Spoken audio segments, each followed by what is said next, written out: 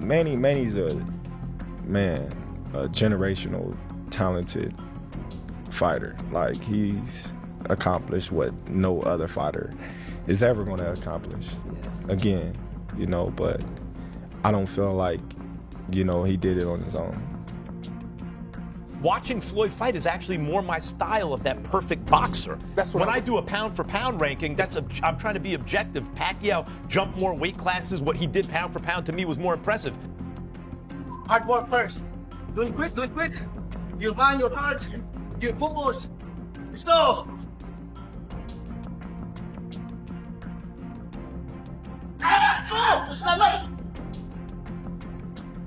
Let's go. Floyd Mayweather points out that while speed may eventually fade with time, true power, refined skill, and a lasting legacy remain. And with those qualities still intact, winning is always within reach. You lose speed, you may lose athleticism, but that power gonna still be there. Look at George Foreman. Right. Max Kellerman praised Manny Pacquiao, arguing that his career accomplishments stand even more impressive than those of Floyd Mayweather Jr., while also noting that Pacquiao continued to perform at a high level even after spending years away from the ring. It isn't going broke. So if he makes all the money in the world for a Pacquiao fight and rides off into the sunset a rich man, I wish him the best. I want to fight somebody. I don't care about the money and all that. Who you want him to fight? That's not good with Pacquiao. Pacquiao just drew with Barrios. And you see what he look like? Yeah, because they're not on that level anymore. So what do you think's going to happen here, though? What do we think's going to happen in Mayweather-Pacquiao? Are you interested in it? Yep. Is it a good fight? Yeah. I'll be watching. Watch it. The first one was awful, but now they're 50 years old. Let's see it. Nicholas Irving noted that a fight between Floyd Mayweather Jr. and Manny Pacquiao today would likely draw far less fan interest, since the matchup reached its peak popularity more than a decade ago. Yesterday, today is his birthday. He just turned 49. Okay. I mean, granted, Pacquiao and Floyd are still better than a lot of fighters out that are active right now. That's how good they were in their prime, and that's the dedication they had to the sport. But, like, again, no one asked for a Floyd-Pacquiao fight, part 2. We've already watched the first one, and I think that first one should have happened way before in his career. Way before that fight, back when they were both, hungry dogs and not hopping around trying to this fight to keep a whatever record. Pacquiao's my guy too, but I just don't have the desire to watch these two go back at it again. I saw the first one, and it was just like every other Floyd fight after he broke his hand. Joe Rogan told Jim Lampley that Manny Pacquiao possesses truly extraordinary power, highlighting how he dominated across 8 different weight classes and built one of the most remarkable records in boxing history. He kept his power through 8 weight classes. That is just wild. Like, what other fighter can you name that went through 8 different weight classes as a world champion? I can't. None. No, obvious. Jim Lampley explains that power punching is a precise science, and Manny Pacquiao naturally displays it with remarkable accuracy and timing. Power punching is not a physical gift. Power punching is a science. Power punching is the product of real technical knowledge. Power punching is about footwork, weight shift, the angle at which you deliver the punch, all sorts of things not directly related to your strength or quote. Even at this stage of his career, Manny Pacquiao stays driven and powerful, firmly believing that boxing is defined by passion, skill, and dedication, not simply by age. I missed boxing for 4 years. It's good for me, for my body, because I've been I started boxing when I was young, so good for my body to rest for 4 years, and then now I come back. I feel like I'm, the passion, the fire in my eyes, to work hard, like that, is still there.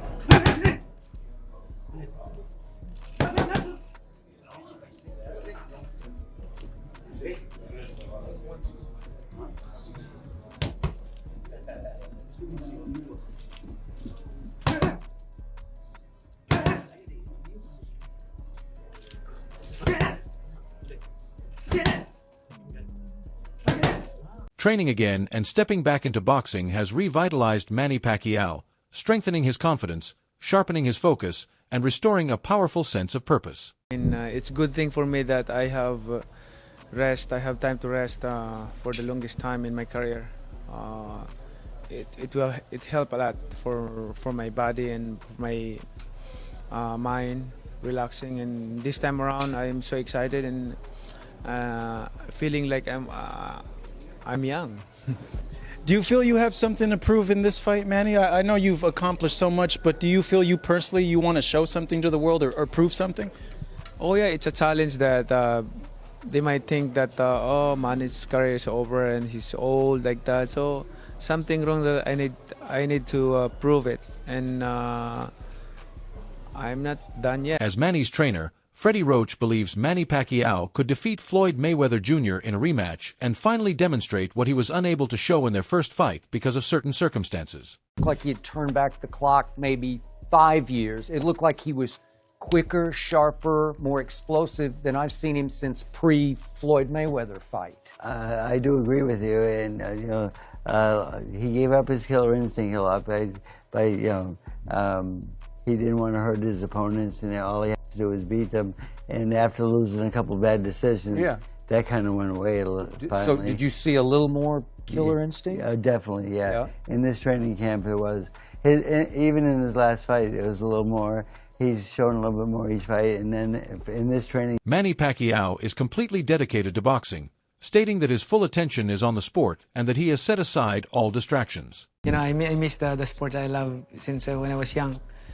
And after, but it's good for me because when I rest 4 years, like my body is still okay, and then I keep on, even though I hung up my gloves, but I always work out, playing basketball. Oh, you do still? Yeah, work out, playing basketball, gym, and badminton, like that. So because my house is, I have my own gym. So that's good. I can work out basketball, badminton, like that, things like that. But what did Freddie Roach say when you called him and said, Freddie, we're gonna fight again? What did he say to you? Remember? Yeah, he's happy. He's just observing me, and then he saw my speed, my movement, like that. Still there. Manny Pacquiao displays incredible speed during training camp, moving with precise agility and highlighting his lightning-fast reflexes and explosive boxing abilities. Samahan natin sa laban niya. Ang isang nag-undergo ng training ay hindi lamang po ito para sa ibang tao o para sa kanino man, kundi para din sa ating sarili. We undergo training because we want to learn more and we want to improve ourselves.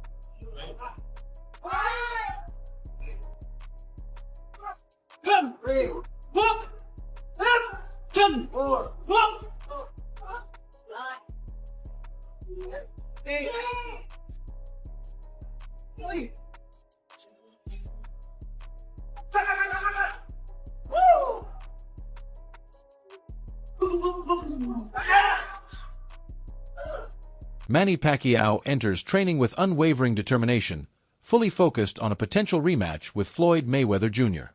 This time, he leaves past distractions, injuries, and setbacks behind, approaching every punch, movement, and drill with purpose. His sessions are designed to build speed and power while maintaining safety and precision. With disciplined work on timing, footwork, and strategy, he ensures he reaches peak performance without risking harm. Manny's mindset is clear. This rematch is about skill, focus, and flawless execution. Fully committed, he attacks each day with intensity, ready to perform at his best while safeguarding both his body and his legacy. When the time comes, come to my mind, my heart, I'm busy, I'm tired. Then forget about boxing. Yeah, right? But as long as you have passion, dedication. You still have fire. Yes, of course. But look at your body also. Sometimes your mind is active, but your body got Mine stopped a long time ago. So that's why I'm trying. Nicholas Irving explains that if a fight between Manny Pacquiao and Floyd Mayweather Jr. were truly meant to happen, it would have taken place over a decade ago. He notes that 11 years ago, both fighters were at their peak, and the boxing world was fully invested in the matchup. Yet, the fight never materialized at that time. Now, more than 10 years later, fan interest has significantly declined. According to Irving, the renewed push for a rematch seems more aimed at creating a spectacle for fans than staging a meaningful contest between two prime competitors, making the event feel more commercial than historically significant. Yeah, beating up, Mike Tyson and the whole Pacquiao thing, just like no one asked for it. No, and in terms of the Floyd Mayweather Pacquiao fight, I'm with you, and I am a boxing fan. When they fought the first time, it was 5 years too late. Exactly. It's been 11 years since that first fight. Damn. Yeah, it's been a minute. Like a legit 11 year. I think they fought somewhere 2016, yeah, maybe 2015, 2016. This is the fight nobody asked for. Yep. And if y'all didn't make that fight worth watching when you were 11 years young. Sean Porter recently shared his take on the potential Manny Pacquiao versus Floyd Mayweather Jr. matchup, stressing that Manny taking the fight may not carry the weight it seems to. Porter argues that Mayweather's decision to return is largely motivated by money. He highlights that Floyd's career has always been defined by wealth, luxury, and living life on his own terms, from private jets to extravagant purchases and high-profile events. According to Porter, most of Mayweather's major career choices have been driven more by financial gain than pure competition or legacy. Do see a fighter retire and then come back, don't jump to the conclusion that that fighter is broke. Don't jump to the conclusion that that fighter don't know what else to do with their lives. Understand that that fighter has put in countless hours and days and years, upwards to the 30 and 40. And when that person says, I'm going back to work, that's essentially what they're doing. They're just going back to work. Can't be too mad at it. I think the main thing, I don't know how much people are mad and hate Manny, but Floyd's whole persona was, I print money. I'm bigger than the dollar. Yeah. Hey, I'm Floyd Money Mayweather. Yeah. I got a private jet. I got a house here, a mansion here. Everything was money, money, money, money, money. And people watch Floyd for majority of his career for him to lose. Yeah. So it's like, oh, you lost all that money. People just want to see him Right. Floyd lose because of the persona he built up. Floyd Money Mayweather. Porter adds that a genuine rematch with Manny Pacquiao was never part of Floyd Mayweather Jr.'s plan. After their first fight, Floyd clearly proved his dominance over Pacquiao and simply walked away, leaving no room for a return bout at that time. Porter suggests that the idea of a new fight is less about proving superiority and more about generating revenue, drawing fan attention, and capitalizing on ongoing curiosity about their rivalry. While Manny's involvement may excite audiences, Porter insists the real motivation is Mayweather's business-minded approach and his drive to maintain financial control. He's forced, at almost 50 years old, to come out of retirement to jeopardize his own, which he never really wanted to jeopardize. He never wanted to give Pacquiao his rematch. I beat him. Yeah. I walked away in his mind and with a record to back it up. He has a seat at the table of the greatest who ever did it. I don't think he ever wanted to jeopardize it. And so if you're coming back having to jeopardize it when you didn't really want to, and people could argue it's not jeopardized, he'll always beat Pacquiao 7 days a week and all that, that's a different dynamic. I don't think a rematch was needed at the time either. Well, it's not needed now. Yeah, but that back then, yeah. Yeah, it's not needed now. So I think there's a difference, though, between, I'm fighting for money. Yes, I'm still in my prime or close to it. I can still operate at the highest level. And I'm coming back because I owe people money and I need. Meanwhile, Paulie Malignaggi and Chris Algieri break down Manny Pacquiao's power and technique, noting that even at 47, his punches still pack serious impact. Malignaggi points out that Pacquiao's shots hit like bricks, combining speed with tremendous force. He explains that while many fighters depend mostly on speed, Pacquiao mixes it with explosive snap, allowing his punches to land hard despite his age. Both analysts also observed his performance against Mario Barrios, noting that after a 4.5-year layoff, Pacquiao still delivered powerful punches, though the sharpness of his prime had faded. Malignaggi adds that Barrios' limited reactions contributed to Pacquiao's apparent effectiveness, as Barrios only throws when positioned in specific ways, giving Pacquiao clearer targets. Myself, Keith Thurman, Pacquiao has bricks in his gloves. Like they're just hard. He was different at 47, even at 40, he had that snap. I know the snap. The difference is so I always said this about Pacquiao. But how's he punch? I'll make you punch is good. He's very, very fast, but also at the end of that is a brick. Because you can be really fast, you hit somebody with a feather. It's not, it'll get you reacted. No, he hits you. It's like boom, whoa. And again, I'm not the only person who says it. Thurman said the same thing. Another guy that he fought way older, and at 147. But it wasn't the Pacquiao that, again, the way he looked against Barrios was very different, man. He was pushing his punch. I never saw him push out punches because he couldn't generate the speed and the snap. Also never saw him at their 4.5-year limit. Algaray and Paulie Malignaggi also explored how age impacts a boxer's ability to generate speed. Returning after several years away, even a fighter as elite as Manny Pacquiao can't fully replicate the explosive snap of his 20s or 30s. Still, his punches retain force and precision, demonstrating his technical mastery.